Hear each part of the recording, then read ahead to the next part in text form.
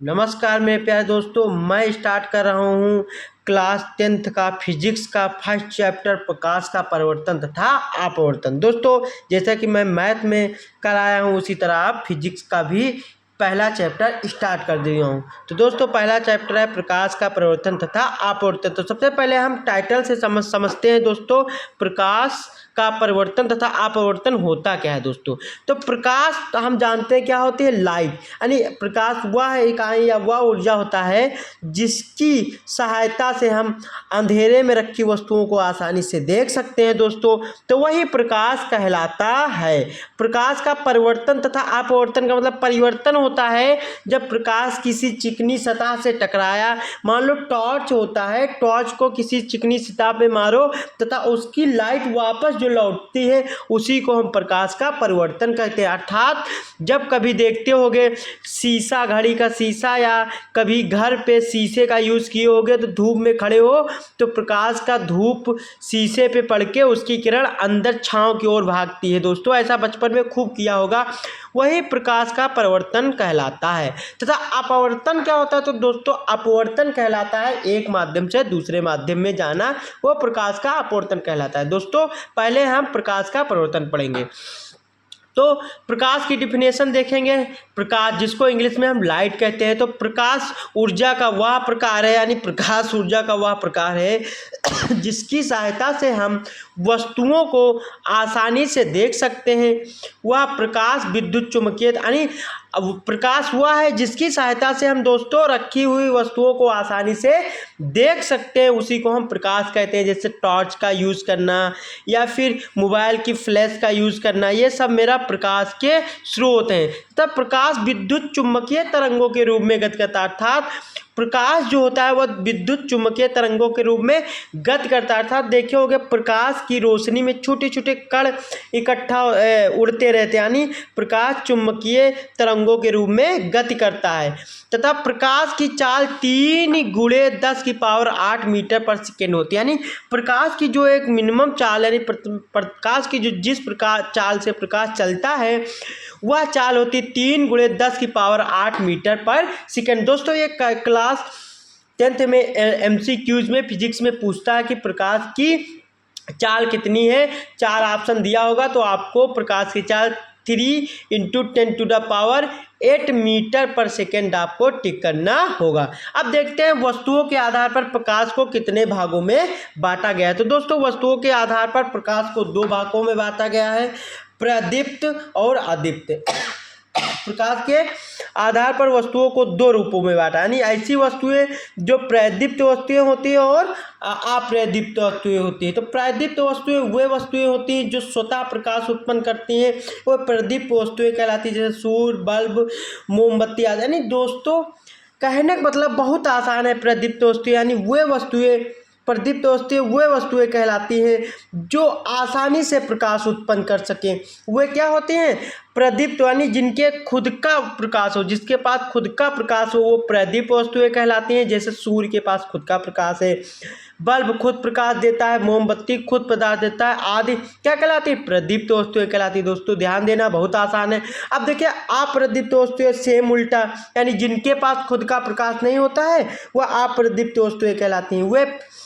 वे definition देख ले दोस्तों, कैसे लिखना है एग्जाम में। तो वे वस्तुएं जो स्वतः प्रकाश उत्पन्न नहीं करती हैं तथा प्रदीप्त वस्तुओं की सहायता से दिखाई देती हैं, जैसे चंद्रमा, मेज, कुर्सी आदि। यानी दोस्तों, जो चंद्रमा होता है, चंद्रमा के पास खुद का प्रकाश नहीं है। हालांकि मेरे सूर्य के पास खुद का प्रकाश है, बट चंद्रमा के पास खुद का प्रकाश नहीं है, वो सूर्य की प्रकाश से ही चमकता है।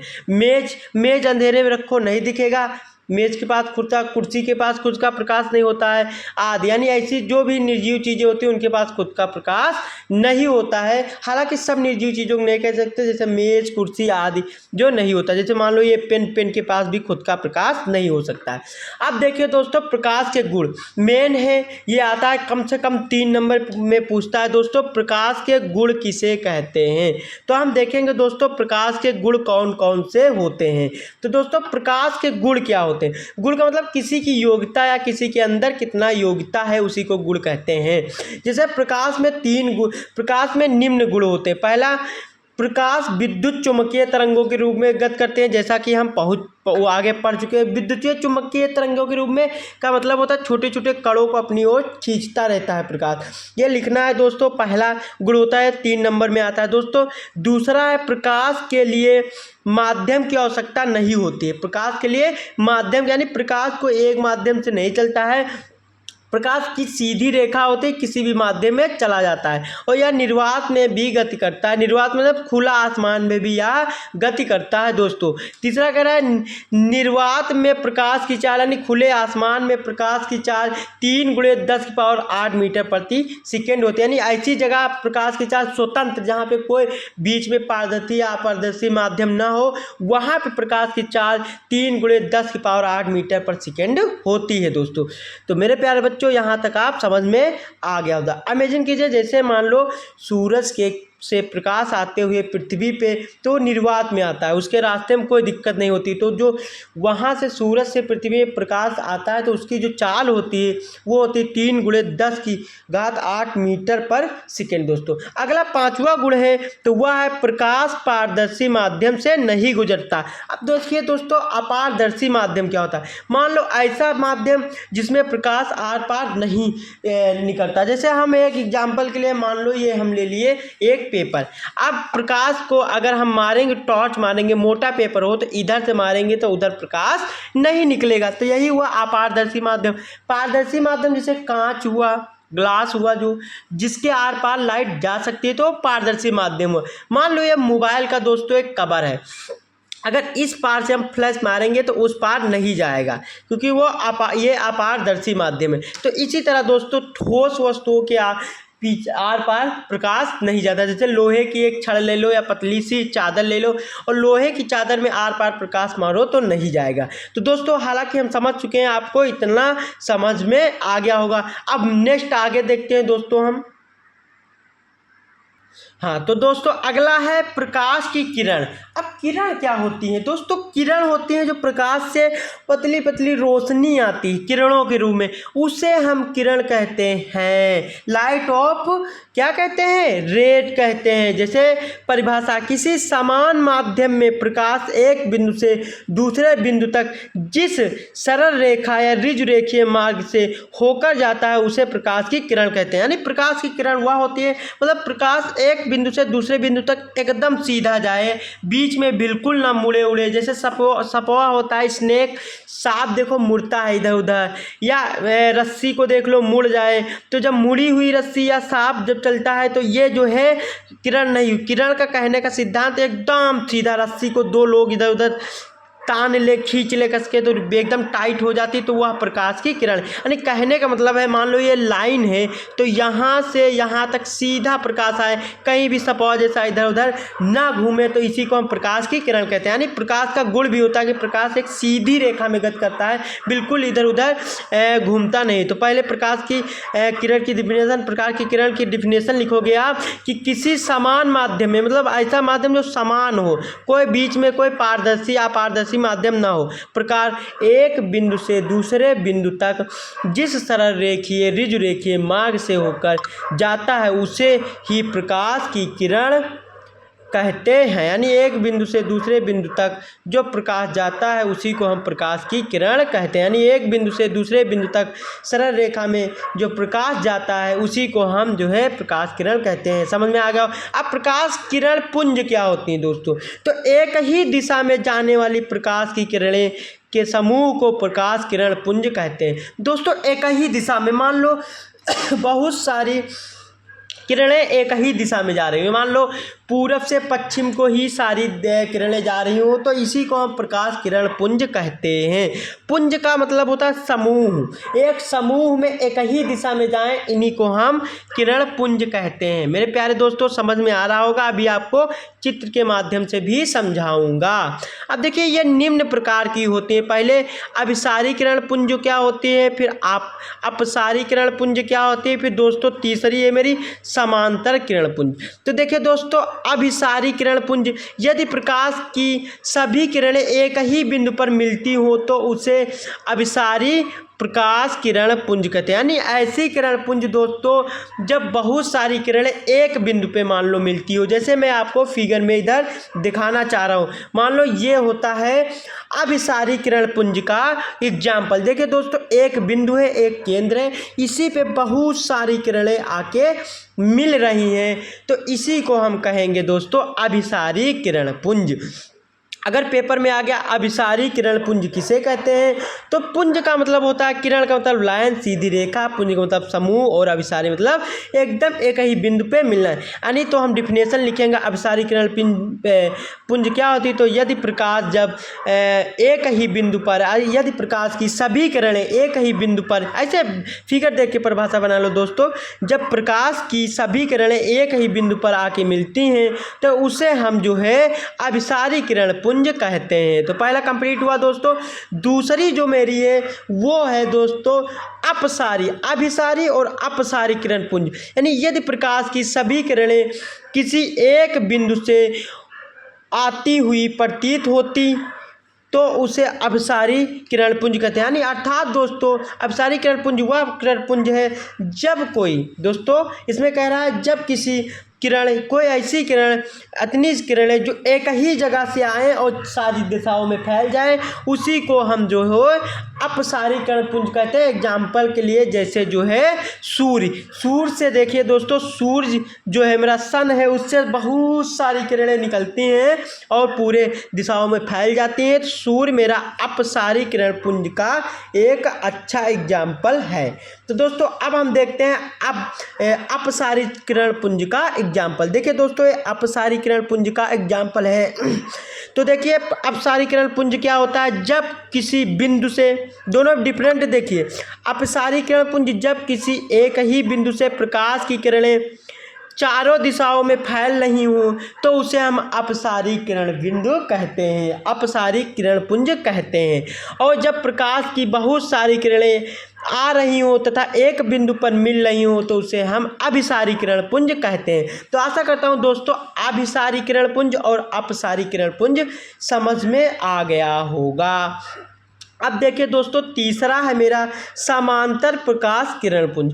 अब समांतर प्रकाश किरण पुंज की डिफिनेशन है, यदि प्रकाश की सभी किरणें परस्पर समांतर हों तो उसे समांतर प्रकाश किरण पुंज कहते हैं। यानी समांतर प्रकाश किरण पुंज वह किरण पुंज होता है दोस्तों जब प्रकाश एक ही सीधी रेखा में जा रही हो, प्रकाश की किरणें, और कभी एक दूसरे को प्रतिच्छेदित ना करें, एक दूसरे को क्रॉस ना करें, उसी को जो है हम प्रकाश किरण पुंज यानी समांतर प्रकाश किरण पुंज कहते हैं दोस्तों। यानी एकदम सीधी रेखाएं एक ही दिशा में जा रहे हैं, यह है मेरा समांतर प्रकाश किरण पुंज। देखिए दोस्तों यहाँ पे मेरी 1 2 3 4 किरणें एकदम एक दूसरे के समांतर, मतलब समान दूरी पे, चाहे यहाँ नापो या यहाँ नापो, सबके बीच की दूरी समान है।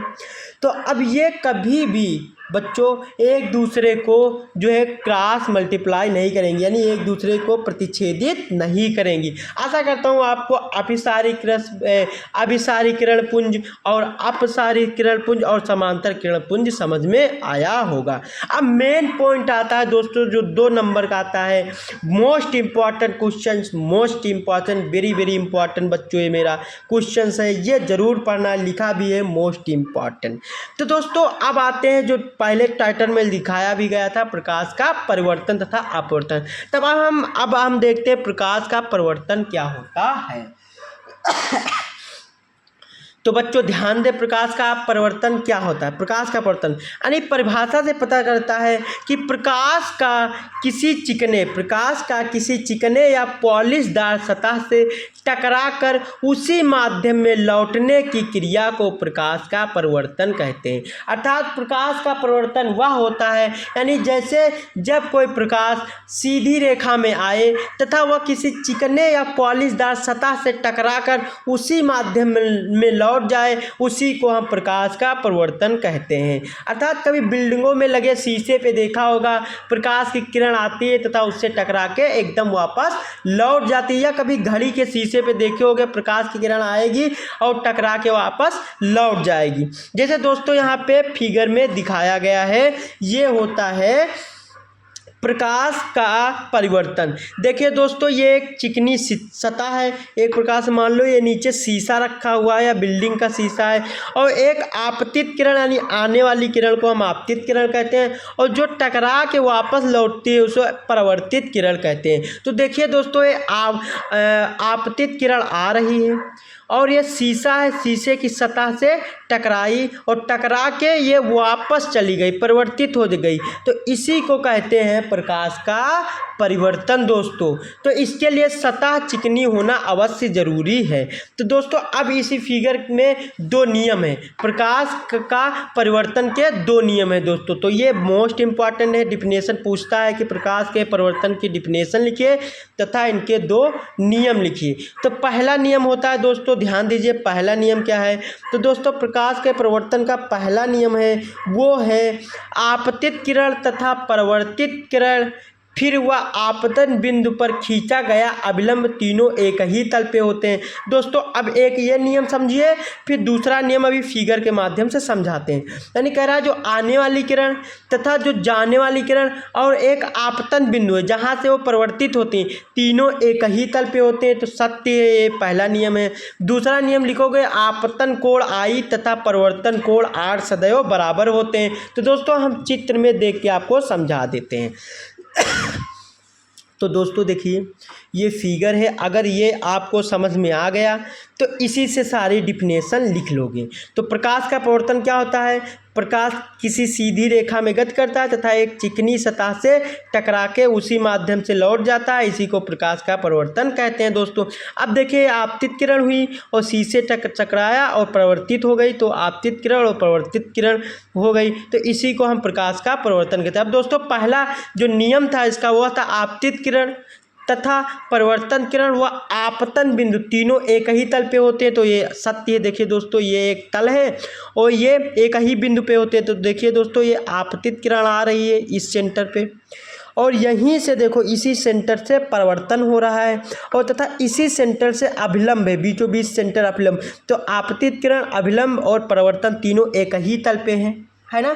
आपतित किरण और परावर्तित किरण व अभिलंब तीनों देखो एक ही बिंदु पे मिलते हैं। तो पहला नियम यही तो कहता है, प्रकाश का पहला नियम यही बताता है कि आपतित किरण तथा परावर्तित किरण व आपतित किरण व परिवर्तित किरण व जो है अभिलंब तीनों एक ही बिंदु पर होते हैं। तो देखिए दोस्तों, तीनों एक ही बिंदु पर होते हैं। दूसरा नियम कहता है आपतन कोण आई तथा परिवर्तन कोण आर बराबर होते हैं। तो देखिए दोस्तों, ये जो इन दोनों के बीच बना हुआ है, ये इसके बीच जो बना हुआ है आपतन कोण हुआ और ये जो है परिवर्तन कोण हुआ। तो जितना ये होगा उतना ही दोस्तों ये होगा। मान लो ये 45 तो ये भी 45 ही होगा। तो देखिए दोस्तों, यहाँ पे कह भी रहा है दूसरा नियम इसका कि आपतन कोण आई तथा परिवर्तन कोण आर सदैव बराबर होते हैं। दोस्तों देखो, कह रहा है नियम दूसरा कि आपतन कोण आई तथा परिवर्तन कोण आर सदैव बराबर होते हैं।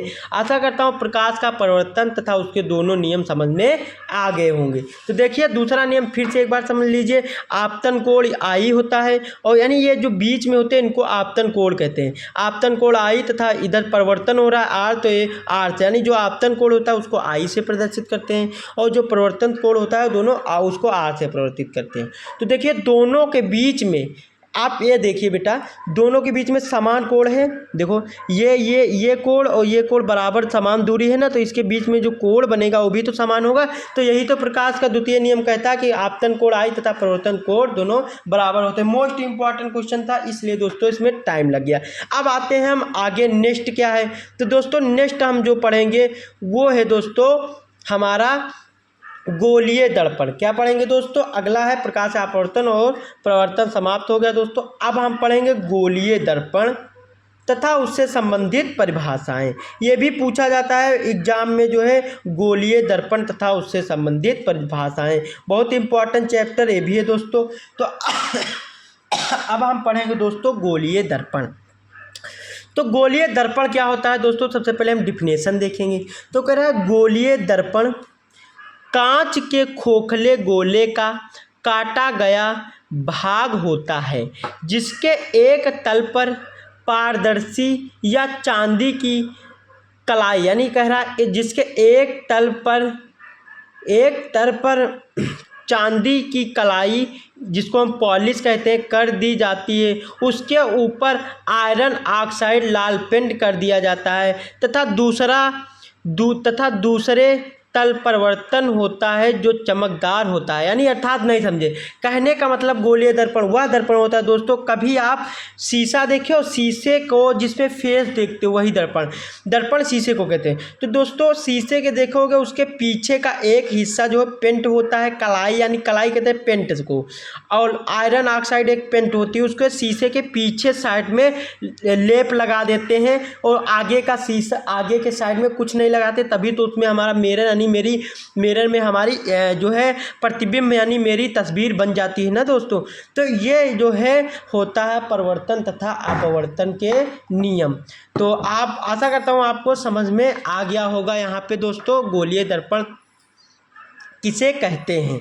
फिर से समझिए दोस्तों, जो शीशा होता है, शीशा नॉर्मल शीशा, सिंपल शीशा जो घर पे हम लोग यूज करते हैं, उसके एक तरफ जो है पेंट लगा देते हैं तथा दूसरे तरफ चमकदार रखते हैं, उसी को गोलीय दर्पण कहते हैं। आशा करता हूँ समझ में आ गया होगा। कभी कभी अगर हम उसके दूसरी तरफ अगर पेंट ना करें सपोज शीशे के, तो दोस्तों जो है आर पार दिखेगा और मेरा प्रतिबिंब यानी मेरी तस्वीर कभी भी शीशे में नहीं बनेगी। जैसे चश्मे में देखो आर पार बनता दिखता है, तो अभी चश्मे का एक पीछे का हिस्सा अगर कल पेंट कर दे, हालांकि चश्मा लेंस होता है, हम बात यहाँ दर्पण की कर रहे हैं दोस्तों। आप समझ में आ गया होगा गोलीय दर्पण किसे कहते हैं। अब दर्पण दो प्रकार के होते हैं, उत्तल दर्पण और अवतल दर्पण दोस्तों। तो ये बहुत पूछा जाता है, उत्तल दर्पण और अवतल दर्पण की डिफिनेशन लिखिए।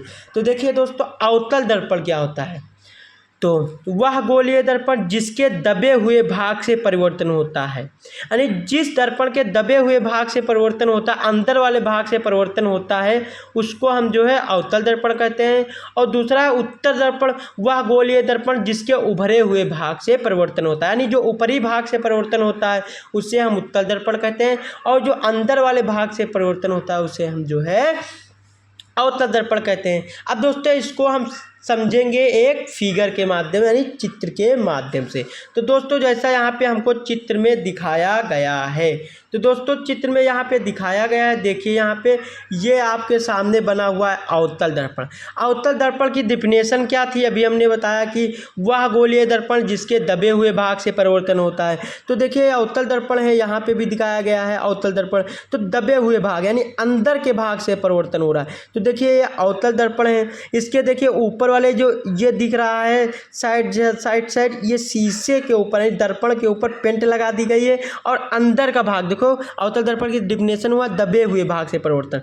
तो देखिए अंदर के भाग से परिवर्तन हो रहा है, यानी ये प्रकाश की किरण आ रही है, टकरा रही तथा वापस हो रही है, तो ये अंदर के भाग। और यहाँ पे देखिए दोस्तों उत्तल दर्पण इसके सेम विपरीत उल्टा होता है, जिसके उभरे हुए भाग से परिवर्तन होता है। तो देखिए दोस्तों ये ऊपर निकला हुआ भाग है ना, तो यहाँ पे देखिए ऊपर वाले भाग से परिवर्तन हो रहा है ना, और अंदर दबे हुए भाग में पेंट कर दिया गया है। ये जो दिख रहा है आपको डैश डैश डैश डैश छोटे छोटे ये पेंट है।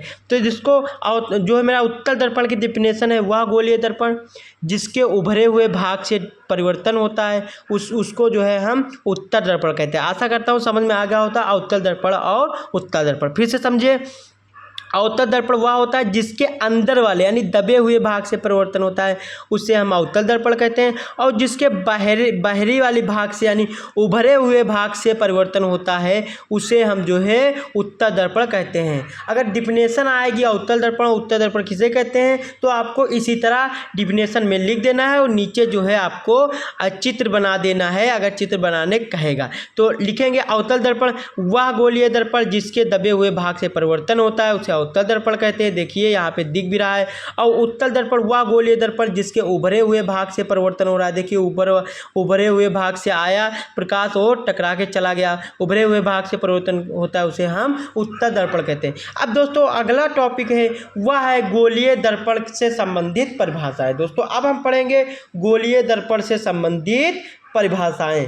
तो देखिए दोस्तों गोलीय दर्पण से संबंधित परिभाषाएं क्या हैं, यानी हम देखेंगे वक्रता केंद्र क्या है, दर्पण ध्रुव क्या है, और वक्रता त्रिज्या किसे कहते हैं, मुख्य अक्ष किसे कहते हैं, मुख्य फोकस और फोकस दूरी किसे कहते हैं। दोस्तों मोस्ट इंपॉर्टेंट क्वेश्चन है और एग्जाम में पूछा जाता है।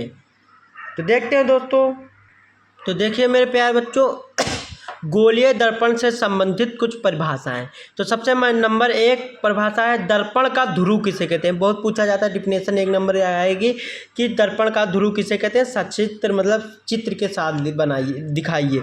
तो देखिए, गोलीय दर्पण के प्रवर्तक यानी गोलीय दर्पण के प्रवर्तक पृष्ठ के केंद्र की दर्पण का ध्रुव कहते हैं। यानी जो गोलीय दर्पण के प्रवर्तक पृष्ठ होता है, ऊपर जहाँ से जो है प्रकाश की किरण आती है और टकरा के चली जाती है, उस केंद्र को ही दर्पण का ध्रुव कहते हैं। तो देखिए दोस्तों, यहाँ पे जो है आपको चित्र में दिखाया गया है।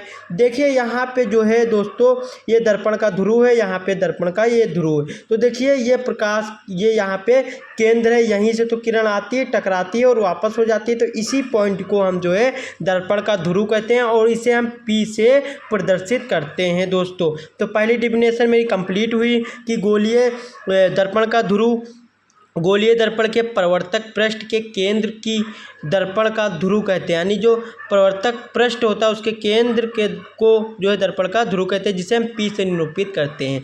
दूसरी डिफिनेशन है वक्रता केंद्र किसे कहते हैं। तो गोलीय दर्पण का प्रवर्तक पृष्ठ यानी जो गोलीय दर्पण का प्रवर्तक पृष्ठ होता है तथा कांच के जिस खोखले गोले का भाग होता है उसे दर्पण का वक्रता केंद्र कहते हैं। इसे हम C से निरूपित करते हैं। अब ये बात नहीं हजम हुई बच्चों, तो देखिए यहाँ पे इसके बारे में भी बताते हैं।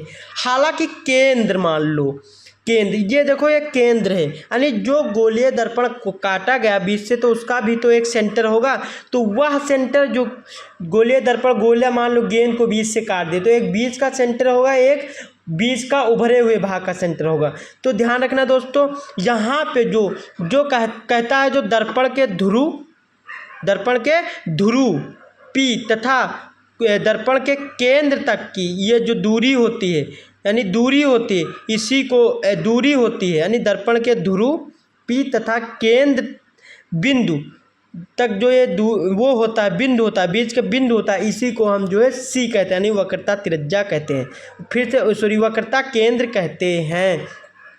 यानी दर्पण के ध्रुव तथा दर्पण के केंद्र को ही हम जो है वक्रता केंद्र कहते हैं। और ध्रुव से जो सीधा सामने होता है, यहाँ पर समझ में आया, या जो है इसको हम C से निरूपित करते हैं। अब अगली डिफिनेशन है जो है वक्रता त्रिज्या क्या होती है दोस्तों, बहुत इंपॉर्टेंट है।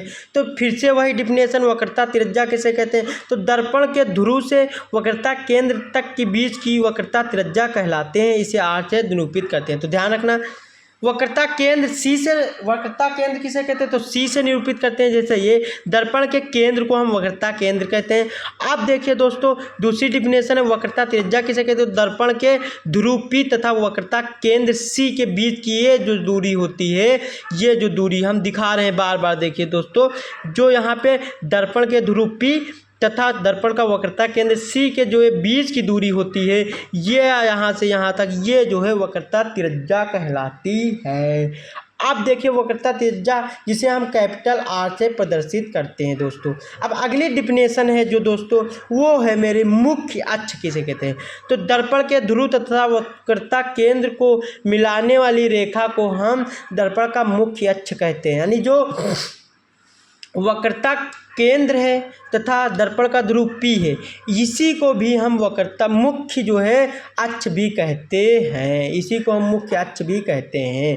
अब पांचवा जो पॉइंट है वह है मुख्य फोकस किसे कहते हैं। तो ध्यान रखना, गोलीय दर्पण के मुख्य अक्ष के समांतर, यानी जो गोलीय दर्पण है उसके मुख्य अक्ष के समांतर आपतित प्रकाश की किरण तथा दर्पण से परिवर्तन के पश्चात मुख्य अक्ष के जिस, फिर से देखिए यहाँ पे दोस्तों, नहीं समझ में आ रहा है तो ध्यान रखना, मुख्य फोकस क्या होता है। तो गोलीय दर्पण के मुख्य अक्ष के समांतर आपतित प्रकाश की किरण दर्पण से परिवर्तन के पश्चात मुख्य अक्ष के जिस बिंदु पर मिलती हुई प्रतीत होती है, उस बिंदु को हम दर्पण का मुख्य फोकस कहते हैं, इसे F से प्रदर्शित करते हैं। अब देखिए दोस्तों, यहाँ पे नहीं समझ में आया होगा तो यहाँ पे हम आपको चित्र के माध्यम से दिखा देंगे।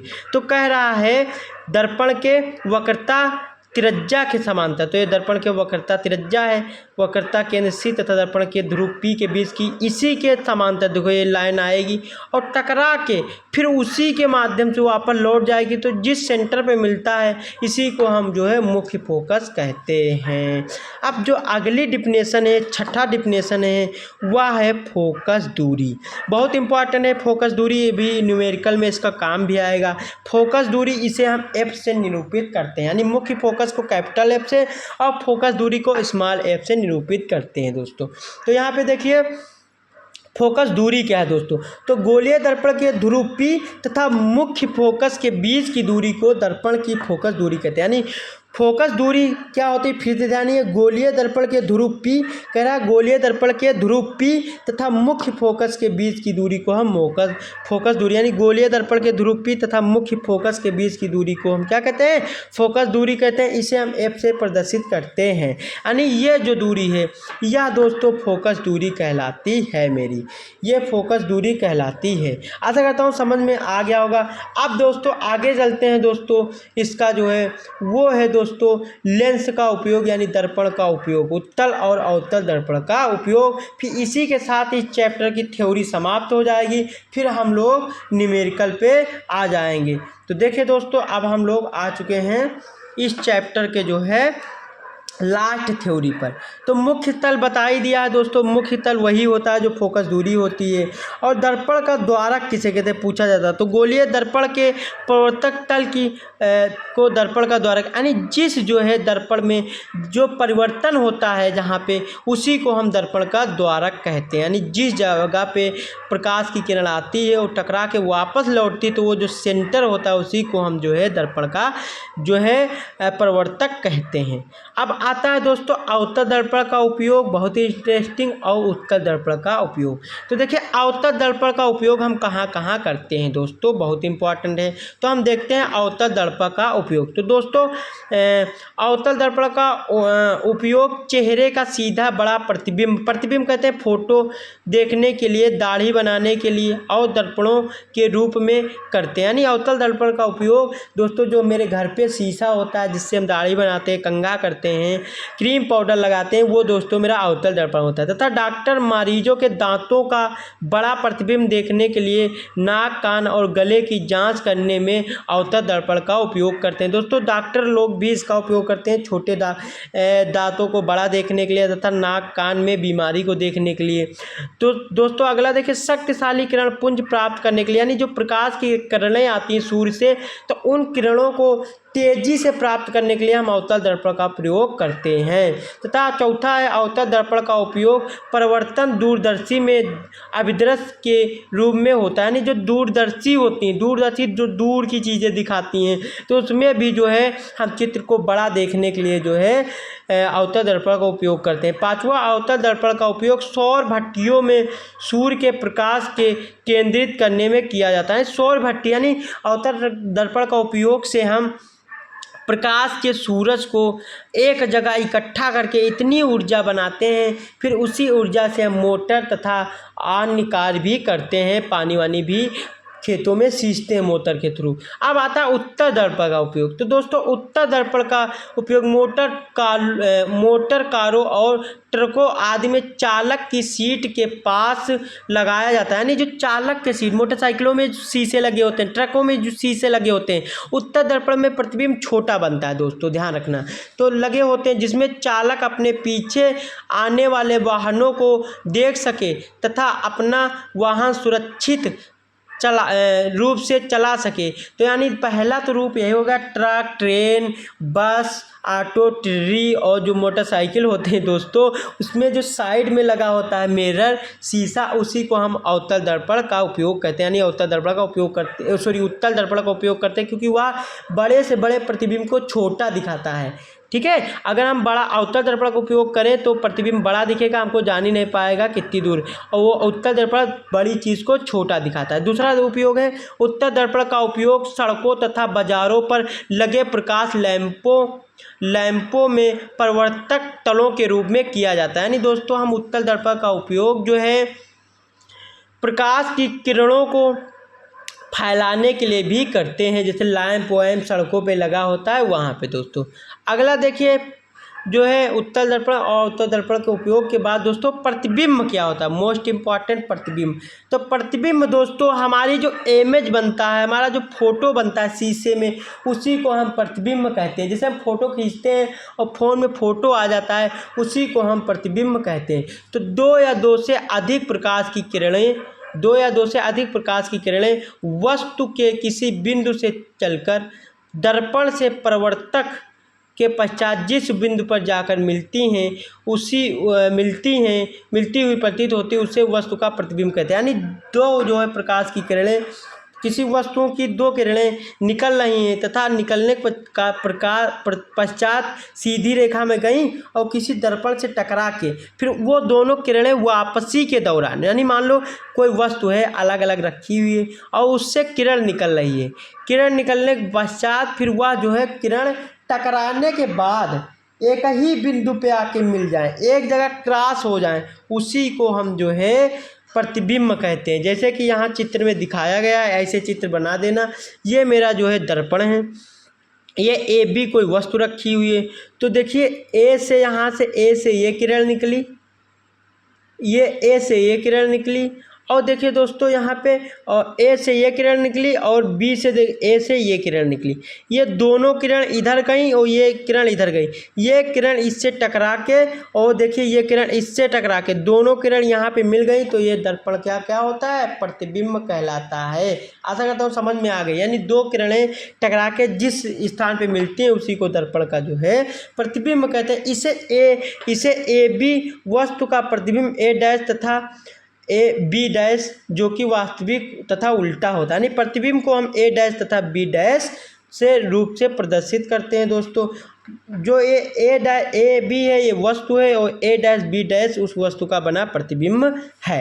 यहाँ तक समझ में आ गया होगा दोस्तों। अगला है वास्तविक प्रतिबिंब किसे कहते हैं। तो किसी वस्तु से चलने वाली प्रकाश की किरणें प्रकाश के पश्चात जिस बिंदु पर, यानी यहाँ पे कहने मतलब वास्तविक प्रतिबिंब जब वास्तव में किसी प्रकाश की किरणें किसी बिंदु पे जाके टकरा के एक बिंदु पे मिल जाएं, उसी को हम वास्तविक प्रतिबिंब कहते हैं। तो वास्तविक प्रतिबिंब को पर्दे पर लिया जा सकता है। यानी जो वास्तविक प्रतिबिंब होता है, बना हुआ प्रतिबिंब, उसको हम पर्दे पे दिखा सकते हैं। जैसे मूवी वगैरह देखते हो तो ये वास्तविक प्रतिबिंब होते हैं। फिर देखिए अवतल दर्पण तथा उत्तल लेंस में, अवतल दर्पण ये बहुत इंपॉर्टेंट है कि वास्तविक प्रतिबिंब किस चीज़ में बनता है। तो अवतल दर्पण तथा उत्तल लेंस को प्रायः वास्तविक प्रतिबिंब बनता है। यानी पूछा जाएगा कि वास्तविक प्रतिबिंब किससे बनता है, तो ध्यान रखना उत्तल लेंस और अवतल दर्पण होगा और उत्तल लेंस होगा, तभी मेरा जो है वास्तविक प्रतिबिंब बनेगा। अगला देखिए वास्तविक प्रतिबिंब सदैव वस्तु के संदीप उल्टा बनता है। यानी वास्तविक प्रतिबिंब जो होता है वो वस्तु अगर सीधी रहेगी तो वास्तविक प्रतिबिंब उससे उल्टा बनेगा। जैसे सेल्फी लेते हो, बैक कैमरे की सेल्फी, तो मैं उसके सामने खड़ा होता हूँ और वह मेरे सेल्फी में मेरे सामने खड़ा होता है। यही तो वास्तविक प्रतिबिंब उल्टा बना कि नहीं बना। यानी सेल्फी में जो मेरा प्रतिबिंब होता है वो सेम टू सेम मेरे समान बनता है। इसी को हम वास्तविक प्रतिबिंब सदैव उल्टा बनता है। अब दर्पण से संबंधित कुछ परिभाषाएं ध्यान रखना। उत्तल दर्पण में प्रतिबिंब सदैव सीधा बनता है। उत्तल दर्पण जो होता है उसमें प्रतिबिंब सदैव सीधा बनता है। तो दोस्तों अब हम आ गए आभासी प्रतिबिंब किसे कहते हैं। ध्यान रखना, हमने पढ़ा प्रतिबिंब, फिर वास्तविक प्रतिबिंब, अब आभासी प्रतिबिंब किसे कहते हैं दोस्तों। आभासी, अब हम पढ़ेंगे आभासी प्रतिबिंब क्या होता है दोस्तों। तो आइए हम लोग दोस्तों स्टार्ट करते हैं। आभासी प्रतिबिंब किसे कहते हैं। तो देखिए दोस्तों आभासी प्रतिबिंब, यदि किसी बिंदु से चलने वाली प्रकाश की किरणें परिवर्तन के पश्चात किसी दूसरे बिंदु से निकलती हुई प्रतीत होती हैं तथा एक दूसरे को जिस बिंदु पर काटती प्रतीत होती हैं उसे वस्तु का प्रतिबिंब या आभासी प्रतिबिंब कहते हैं। आभासी प्रतिबिंब को पर्दे पर नहीं लिया, यानी जो आभासी प्रतिबिंब है उसको हम टीवी पे नहीं दिखा सकते हैं। या आभासी प्रतिबिंब जैसे फ्रंट कैमरे से फ़ोटो लो और तो उसमें जो है जैसा फ़ोटो लोगे, जैसे खड़े होगे वैसा ही दिखेगा। ऐसा नहीं कि सामने का फ़ोटो लिए तो पीछे का फ़ोटो दिखेगा। अगला देखिए आभासी प्रतिबिंब सदैव सीधा बनता है और समतल दर्पण हमेशा आभासी प्रतिबिंब बनाता है। जो समतल दर्पण होता है वही आभासी प्रतिबिंब बनाता है। यहाँ तक दोस्तों समझ में आ गया होगा। अब हम कुछ सूत्र बताते हैं, फिर उस सूत्र से संबंधित न्यूमेरिकल करेंगे, फिर इस चैप्टर की थ्योरी खत्म दोस्तों। तो देखिए दोस्तों, पहला जो है दर्पणों में चिन्ह पर पार्टी। ध्यान रखना, जो वस्तु की दूरी होती है उसे हम स्मॉल एस यू से प्रदर्शित करते हैं, और जो प्रतिबिंब यानी मेरे द्वारा जो इमेज बनाई जाती है बनती है दर्पण पे, उसे हम वी से प्रदर्शित करते हैं, और जो मेरी फोकस दूरी एफ होती है उससे हम जो है एफ से प्रदर्शित करते हैं, यानी जो फोकस दूरी होती है उसे हम स्मॉल से प्रदर्शित करते हैं। ध्यान रखना, स्मॉल यू वस्तु की दूरी होती है, और स्मॉल वी जो है प्रतिबिंब की दूरी होती है, और स्मॉल एफ जो है फोकस दूरी होती है। अर्थात इस प्रकार से समझ लीजिए कि वस्तु की दूरी यू और प्रतिबिंब की दूरी वी और फोकस दूरी एफ से प्रदर्शित करते हैं। अब गोलीय दर्पण में वक्रता त्रिज्या की फोकस दूरी में संबंध ध्यान रखना। तो गोलीय दर्पण के ध्रुव पी तथा मुख्य फोकस एफ के बीच की दूरी को हम दर्पण की फोकस दूरी कहते हैं। तो हमको पता है कि जो है दर्पण का जो है गोलीय दर्पण का जो ध्रुव होता है तथा मुख्य फोकस एफ के बीच की दूरी को हम जो है फोकस दूरी कहते हैं। अब ध्यान रखना, गोलीय दर्पण की फोकस दूरी दर्पण की वक्रता त्रिज्या के आधी होती है। ध्यान रखना, जो दर्पण की जो है फोकस दूरी होती है वक्रता त्रिज्या के आधी होती है। अर्थात फिर से समझो, वक्रता त्रिज्या क्या होती है, तो दर्पण के ध्रुव पी तथा वक्रता केंद्र सी के बीच की दूरी जो ये पूरी होती है ये वक्रता त्रिज्या होती है, और फोकस दूरी इसकी आधी होती है। यानी टू फोकस दूरी होंगी, दुई फोकस दूरी होंगी, तब जाके एक वक्रता त्रिज्या बनेगी। अर्थात हम चित्र में यहाँ समझा दे रहे हैं। देखिए दोस्तों, ये दर्पण का ध्रुव पी है और ये वक्रता केंद्र सी है। तो दर्पण के ध्रुव पी वक्रता केंद्र सी के बीच की दूरी को हम वक्रता त्रिज्या कहते हैं। तो इस वक्रता त्रिज्या, इसे क्या कहते हैं, वक्रता त्रिज्या कहते हैं। तो इस वक्रता त्रिज्या की आधी, यानी यहाँ से लगा के यहाँ तक जो फोकस दूरी है, यहाँ से लगा के यहाँ तक, ये मेरी फोकस दूरी है जिसको स्मॉल एफ से प्रदर्शित करते हैं। और यहाँ से लगा के ये दूसरी फोकस दूरी, यानी F1 और F2 दो फोकस दूरी है। यानी यहाँ पे यहाँ से आधी और यहाँ से आधी अगर हम मिलाएंगे तो 2F है, यानी दो फोकस दूरी होंगी, तब जाके एक वक्रता त्रिज्या बनेगी। ये समझ में आ गया होगा। तो यहाँ पे पहला जो मेरा सूत्र आया है यानी न्यूमेरिकल के लिए, तो वो निकल के आया है, अतः फोकस दूरी F बराबर वक्रता त्रिज्या R/2। यानी जो वक्रता त्रिज्या होती है उसमें दो फोकस दूरी होती हैं, जैसा कि हमने फिर अभी यहाँ आपको इस चित्र में दिखा रहा हूँ। ये वक्रता ए दर्पण के ध्रुव पी तथा वक्रता केंद्र सी, देखिए ये वक्रता त्रिज्या यहाँ से लगा के इसमें दो फोकस दूरी है। देखिए एक यहाँ से यहाँ तक एक, और यहाँ से यहाँ तक दो, इसलिए जो है वक्रता के त्रिज्या को 2 से भाग दिया गया है, क्योंकि वक्रता त्रिज्या 2 हैं। तो दोस्तों अतः जब हम फोकस वक्रता त्रिज्या दी होगी और हमको फोकस दूरी निकालना होगा तो हम यह सूत्र लगाएंगे। आशा करता हूँ समझ में आ गया होगा जैसा कि दिखाया गया है। इसे F बराबर R2 भी लिख सकते हैं, क्योंकि वक्रता त्रिज्या को कैपिटल R से प्रदर्शित करते हैं और फोकस दूरी को F से प्रदर्शित करते हैं। तो F बराबर R/2, यानी R बराबर 2FV लिख सकते हैं। ये दो दोस्तों इधर बटे में, इधर चला गया है गुणे में, तो ये आ गया R बराबर 2F। ये भी सेम बात है, देखिए यहाँ पे ये इससे गुणा हो गई, यानी R बराबर 2F, यानी कैपिटल R का मतलब होता है वक्रता त्रिज्या में 2F होगा, यानी R बराबर 2F, यानी जो R होगा वो 2F दो फोकस दूरी के बराबर होगा, जैसा कि अभी हम इधर चित्र में दिखा चुके हैं। आप देखिए दोस्तों, अवतल दर्पण तथा उत्तल दर्पण के लिए वस्तु प्रतिबिंब तथा फोकस दूरी में संबंध, यानी तीनों में वस्तु की दूरी तथा फोकस दूरी F तथा प्रतिबिंब V में संबंध। तो दूसरा जो मेरा पहला क्वेश्चन ये न्यूमेरिकल का सूत्र है, जो जिसमें वक्रता त्रिज्या दिया होगा और हमको फोकस दूरी ज्ञात करना होगा। अब देखिए दोस्तों, दूसरा सूत्र है मेरा 1/F बराबर 1/V प्लस 1/U। ये गोलीय दर्पण का सूत्र है। इस सूत्र से हम दो चीज़ें हमको कोई दी होंगी, या फिर हमको दोस्तों V दिया होगा या U दिया होगा या F, इन तीनों में से कोई दो दिया होगा और हमको एक ज्ञात करना होगा दोस्तों। तो फिर से देखिए, अवतल दर्पण और तथा उत्तल दर्पण के लिए वस्तु यानी प्रतिबिंब फोकस दूरी और जो है वस्तु की दूरी में संबंध। तो ये फोकस दूरी हो गई, ये वस्तु की दूरी हो गई, और ये फोकस दूरी, ये प्रतिबिंब की दूरी लंबाई, और ये जो है वस्तु की दूरी हो गई। तो इन तीनों में संबंध, तो ये सूत्र मेरा जो दूसरा बना वो बना 1/f बराबर 1/v प्लस 1/u। तो देखिए जहाँ पे f फोकस दूरी है और v मेरा प्रतिबिंब की दूरी है और u मेरा वस्तु की दूरी है। अर्थात दोस्तों ये आपको समझ में आ गया होगा। फिर से जानिए दूसरे न्यूमेरिकल का दूसरा फार्मूला बहुत इंपॉर्टेंट, 1/f बराबर 1/v प्लस 1/u, जहाँ f फोकस दूरी तथा v प्रतिबिंब की दूरी और u जो है वस्तु की दूरी होती है। दोस्तों यहाँ पे तुमको ऐसा दिया रहेगा। अब देखिए दोस्तों आगे हम लोग यहाँ पे ज्ञात करते हैं आवर्धन या रेखीय आवर्धन क्या होता है। यह बहुत इंपॉर्टेंट है, 2 नंबर में आता है। आवर्धन तथा रेखीय आवर्धन किसे कहते हैं दोस्तों। तो आवर्धन या रेखीय आवर्धन दर्पण के द्वारा बने किसी वस्तु के प्रतिबिंब को लंबाई आई, यानी आवर्धन या रेखीय आवर्धन उसे कहते हैं, यानी दर्पण द्वारा बने किसी वस्तु के प्रतिबिंब की लंबाई आई तथा वस्तु की लंबाई ओ के, यानी प्रतिबिंब की लंबाई जो होगी वो आई तथा वस्तु की लंबाई जो होगी, यहाँ दूरी नहीं कह रहा, प्रतिबिंब की ना दूरी कह रहा, दूरी v से प्रतिष्ठित किया जाता है और वस्तु की जो है दूरी u से, यानी लंबाई दोनों की कह रहा है। तो प्रतिबिंब की लंबाई आई तथा वस्तु की लंबाई o के अनुपात को हम जो है प्रतिबिंब का रेखीय आवर्धन कहते हैं। फिर से ध्यान दो, रेखीय आवर्धन बहुत सिंपल है, कह रहा है जो है दर्पण का प्रतिबिंब, यानी किसी दर्पण का जो प्रतिबिंब बना है मान लो आई, और अब अनुपात इसको कहते हैं, तथा जो है